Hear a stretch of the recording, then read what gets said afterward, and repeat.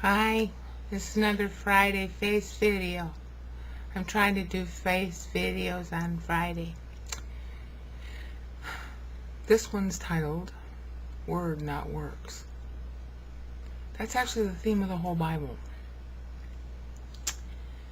You see, there's this big trial going on between the devil and God. And the devil thinks that he's really moral, very, very moral. He thinks that we ought to get credit from God for our own abilities. Okay? And we all have abilities. The angels, of course, have them too. But whatever our abilities are, first of all, God had to make them in order for us to have them. And secondly, we're finite. So even if we were perfect, we're still not as good as God of ourselves. No matter what I can do, no matter how good God makes me, of me, you know, whatever abilities he gives me, they're still not as good as his abilities. So for Satan to make the argument that we should get credit for what we do would be asking God to compromise his standard of absolute righteousness. Why should God, who's absolutely righteous and can do anything better than I can, give me credit for anything good I can do? Because A, he had to give me the ability in the first place, and he has to sustain me. I'm breathing because he says so. And two, whatever I can do, it's not doing anything for him. I'm sitting here making a video and somebody's going to say, oh, well, that's a good Christian work. No, it's not. I mean, Paul himself talked about that in 1 Corinthians, 13:4. That's a verse that's sometimes mistranslated. If I gave everything away to the poor, but I don't have love, and love there is a nickname for word in your head. Okay, you can't see that in English. If I give away everything to the poor, but I don't have love, meaning word in my head, then I'm uten, nothing. I don't know how much clearer God can make it. So why are we Christians running around doing our works? Works are all from Satan. When you are talking about evidence of your salvation, the evidence of your salvation is not anything you can see, because the evidence is a 1-second act in your head when you believed in Christ, and that's what Hebrews 11:1 is all about. Evidence unseen. That's what the whole trial is about. That's what that verse says. Hebrews 11:1 says, and it's mistranslated in every Bible that's published, pistis elpizomenwn, hupostasis pragmatwn, elpizomenwn. Now I'm going to translate that so you can see what it really says, because you can't find it in the Bible. Estinde, in my American accent Greek, means it's about. Pistis is the Greek word that's usually mistranslated faith, but it means what is believed, the content of what is believed. Well, the word believed. You're always believing somebody's words, your own, somebody else's, or God's. So it's a question of whose words are you believing every second you're breathing? You're believing something. That's how your soul breathes, is by belief. When God created your soul, the ability of your soul to live is believing. You're believing. You're always believing something. I have to believe in order for my fingers to move. You've heard me say that before. Estinde pistis, belief. But pistis is a belief in something. Words believe, because your soul functions on words that you believe or you don't. You hear my words and you believe them or you don't. You hear God's words in the Bible and you believe them or you don't. Now, see, notice how belief is not the same thing as understanding. You can believe something but not understand it. In fact, that's a really bad thing. Because if you don't understand what you believe, then what you think you know and believe is not necessarily what those words are. That's why testing yourself all the time is important. So, estinde pistis. Pistis, word believed. That's what it means in Greek, and that's what it meant in the Old Testament too. Only they called it by different names because it was the language of Hebrew. Emet, da'at.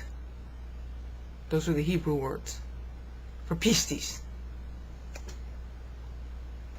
Word believed. It's about word believed. Estinda. It's about. Pistis. Word believed. And then to underscore that, the next Greek word is elpizomenwn. And that's a plural. It's a Greek plural that means confident believings. So it's like saying it over and over. Okay? It's about word believed, confident believings. You can't find that in your English Bibles, can you?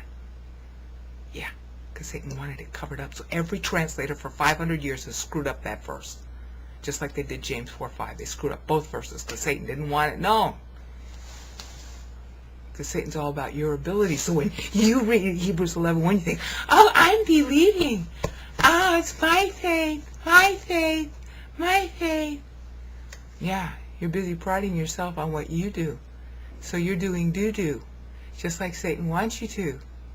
Ding. Estin the pistis, word believed. Elpizomenwn, confident believings. I'm giving you the literal first before I translate it in idiomatic English. Estinda, it's about. Pistis, word believed. It's the first meaning of the word pistis, and it's usually mistranslated, faith. It's what you believe. It's the object of your faith. Elpizomenwn, confidently believed. That's the first line, because this is a type of poetry in Hebrews 11:1. The second line goes, hupostasis pragmatwn. Hupostasis means Christ. It's a nickname for Christ in the book of Hebrews. He is the substance of everything. It's usually mistranslated substance because the translators cut Christ's head off and just call him substance. You can't tell what the writer is talking about there. It's about faith, the substance of things hoped for. That's not what it says. That's a complete mistranslation in the English Bibles and every other Bible language I can read. Hupostasis means Christ, what was in his head. And pragmatwn is the next word in Greek. Pragmatwn means a trial matter. A pragma is a trial matter. Pragmatwn is a genitive plural of trial matter. It really matters that it's a genitive. I'll explain that in a minute. So you got estinda, it's about. Pistis, word believed. Hupostasis, see the rhyming? Hupostasis, Christ. Pragmatwn, Christ on trials, because he's in us. It's trials. The proper English word should be trial matters or trials. Then the third stanza, the third line in this poem in Greek of Hebrews 11:1 goes, elechos ublepomenwn. Elechos means evidence. So whenever you hear elechos, evidence. Ublepomenwn, u means not. Blepomennon means not seeings. Seeings. See, it's about confident believings that people do, not things.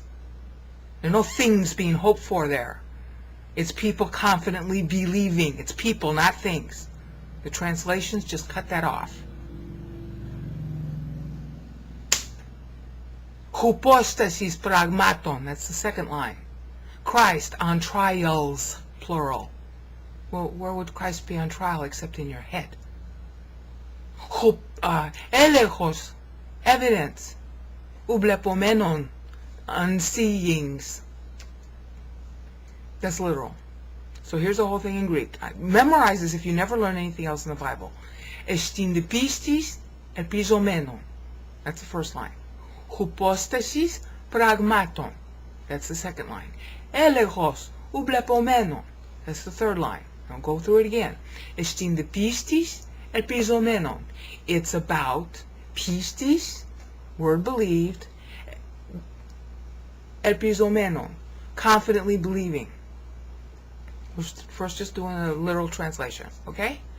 Second line, hupostasis, Christ, pragmatwn, on trials in us. Third line, elechos, evidence, U, not blepomenon, seedings. So do it again. Come on, say it with me. Estinde pistis, elpizomenwn. Hupostasis, pragmatwn. Elechos, blepomenon. Now I'm going to translate it idiomatically for you so you can see how different it is from your Bibles. Estinde pistis, elpizomenwn. It's about word believed in you. Or a better translation would be it's about word confidently believed. Let's try that again. Estinde, that's outside the poem. Okay. Pistis, elpizomenwn. Hupostasis, pragmatwn. Elechos, blepomenon. You notice how I swallow the U there? Might be another way to do it, but that's how I'm going to leave it right now. Okay, so now let's do the translation, the proper translation. It's about estinde, it's about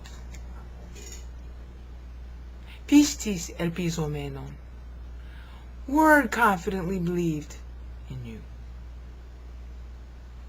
Hupostasis pragmatwn, Christ thinking on trial in you. Elechos blepomenon, evidence unseen. See, I'm trying to match the meter of the Greek because the Greek is dramatic meter. It's actually using Hebrew meter there. It's using Hebrew meter and epic poetry, Greek epic poetry meter. Sounds kind of different, doesn't it? Let's do it again. Estinde, it's about pistis elpizomenwn, word believed confidently in you. Hupostasis pragmatwn, Christ thinking on trial. Elechos blepomenon, evidence unseen. And you can even read in English that Hebrews 11 is all about the history of the trial from Abel forward. Not works, but word believed. Just like it says in Hebrews 11:6. If without believed word, pistis, usually mistranslated faith, without believed word, it's impossible to please him. It doesn't say without works, it's impossible to please him. It says without word, believed, it's impossible to please him. It kind of hurts, doesn't it? When you think about all these rah-rah Christians running around singing their happy Jesus songs and knowing nothing about Jesus, talking about their works and their missions, and we fed the poor and we witnessed and we did soul winning. They're not winning any souls except to Satan. They're not pleasing God. What does it say? Without word believed, it is impossible to please him. Hebrews 11:6. All you have to do is correct the word faith to what pistis really means. Word believed. The word works. The word works in you. What word you believe runs your life.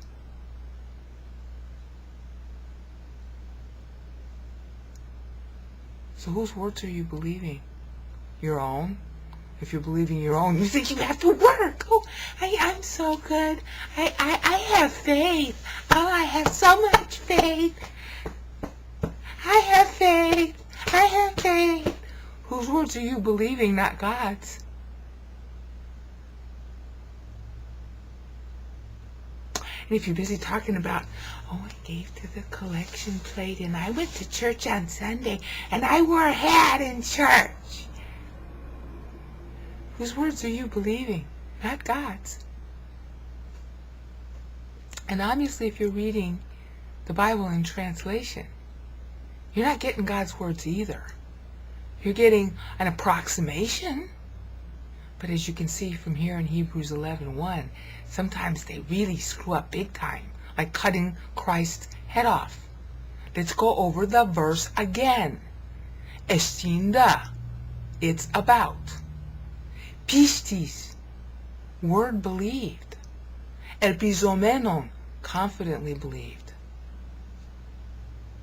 Hupostasis, Christ. Pragmatwn, on trials, plural. Elechos, evidence. Plepomenwn, unseen.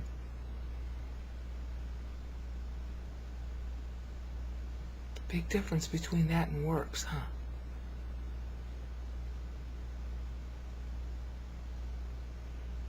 So, where are most Christians? They're in Satan's camp. If you sit there and you evaluate your Christianity based on what works you do that are moral, honey, Satan's moral. That's his big argument against God, is that we ought to be credited for what we do. Hello? How did you get the ability to talk, speak, think, do anything? You got it from God. So why should God owe you for what you do? And are you doing anything for God? What can this do for God? Huh? What can this do? When you pay your phone bill, does the light company owe you something? No. Do you pay your phone bill to the phone company and then go to your light company and say, hi, you have to give me light? For what? What'd you do for the light company? Not a damn thing. So why do you think that your stupid, ugly, disgusting, self-righteous, patting on the back works deserve to have something good from God? Did they do anything for God? If I make this video, am I doing it for God? Seriously. I want it to do something for God, but I can't make that happen. Only God can make that happen. If he does something to you through watching this video, then he did it. I didn't do anything. I can't. What can I do? I can talk. Whoopee. If I gave away all my money to the poor, Paul says in 1 Corinthians 13:4, what does that do for God? It does a whole lot for the poor. But what does it do for God? It doesn't do a thing for God. So should Paul, if he gave away, and that was a theoretical example, but if he gave away everything he had to the poor, does he have the right to now go to God and say, hey God, you owe me? Why? What does God owe you? God doesn't owe you anything. He gave you your life. What'd you give him back? You can't give him anything back. So why are you thinking you're a good person for the works that you do? And what's on trial? Not your works. Because they don't count. They're made by this dead shit. That everybody prides himself on. Oh, how it looks. Oh, I'm getting old. Oh, I'm getting old. As if being young was a good thing. As if how you looked mattered. It doesn't do anything for God how you look. Doesn't do any good for God how you worked. Doesn't do anything for God whether you're moral. That's the light company. You're trying to pay your phone bill. You're paying your phone bill and then expecting the light company to be nice to you. Hello? What does for God? Well, he tells us what does for God. It's about word believed in your head. Hupostasis pragmatwn. Christ thinking on trial, in here. Elechos ublepomenwn. Evidence unseen. The evidence of your salvation is unseen. It was something that happened inside your head. Nobody saw that. And you might not even remember. But God remembers. Because in the trial, it's about the words of God in your head versus the works of you in your body. So what are you spending time on? Where your heart is, there your treasure will be also, Jesus said. Was your heart up here, looking at the Word? Or is your heart out here, looking at yourself and your works and how you compare to somebody else? It's about word believed in your head, not about the works you do with this. Hupostasis pragmatwn. Christ thinking on trial. It's elechos blepomenon. Evidence unseen. Not this. Anything you do with this is being seen. So when all those disgusting Calvinists run around saying you have to produce evidence of your salvation, every single one of them is carnal. Every single one of them belongs to Satan. Because that's what Satan was busy saying to the woman in the garden. Genesis 3. Well, if you eat from this tree, you'll be as good as God. Something she did. Something she did would make her as good as God. You can tell she must have hated God a lot at that point in order to listen to that. Adam didn't like God very much either because he took the fruit from the woman. And you know what? That's what people have been doing ever since. If you're busy looking at this, engaging your spirituality by this, and you're not gauging your spirituality by what you're learning in the Word, that only God can put in you and only God can make fruitful in you, and fruit means this, the fruit is you, not your fruity, tooty dead works. If you don't have the Word in your head, pistis elpizomenwn, hupostasis pragmatwn, elechos blepomenon. Without that, you aren't pleasing God. Ain't happening. And of course, if you're not using 1 John 1:9, the only thing that's in your head is hot air. And you can argue with me anytime you want to, honey. I didn't write the Bible. I didn't make these words. I just know what they are and report them. And if you don't like it, hey, enjoy your divine discipline, because, honey, you're going to get in trouble. Because pistis elpizomenwn, it's about word believed. It's about word confidently believed. Hupostasis pragmatwn, Christ thinking on trial in your head. Elechos blepomenon, evidence unseen before the angels, before God. And honey, if you're doing that, if you're getting the Word in your head under your right pastor and you're using 1 John 1:9, whoever your pastor is, it doesn't matter what denomination it is, it's a person matching, not a denomination matching. If you're doing that, then honey, you are on trial.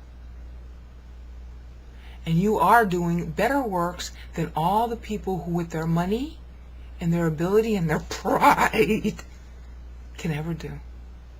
Because you know what? If you're learning Word, God blesses the world because of that.